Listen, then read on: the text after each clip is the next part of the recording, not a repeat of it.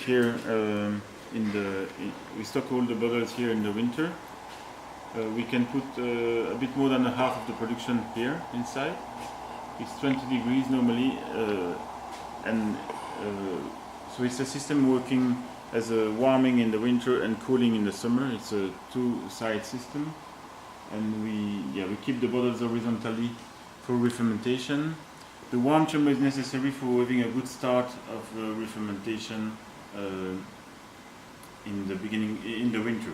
If it's too cold outside, if the bottles are too cold, then they start to referment a bit too slowly. And if we want them to be ready in May, we need the warm chamber. And so that we have a more homogeneous refermentation also in the different bottles.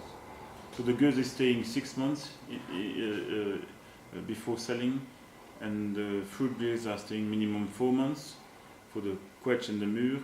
The Pinot Noir and Pinot Gris and Gueuzerie Rouge are staying much more, between 6 and 9 months.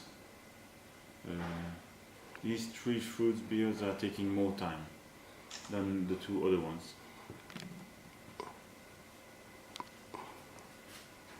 I use key kegs for export and stainless steel kegs for Belgium. So,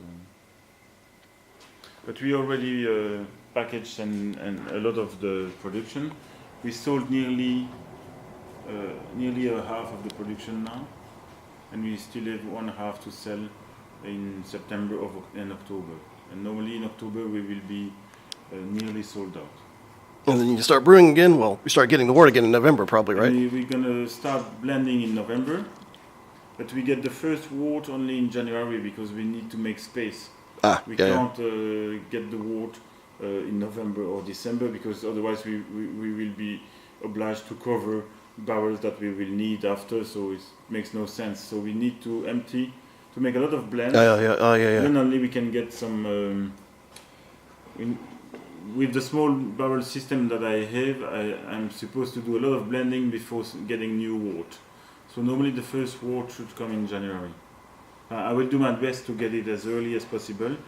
We're going to start blending, I think, at the end of October this year.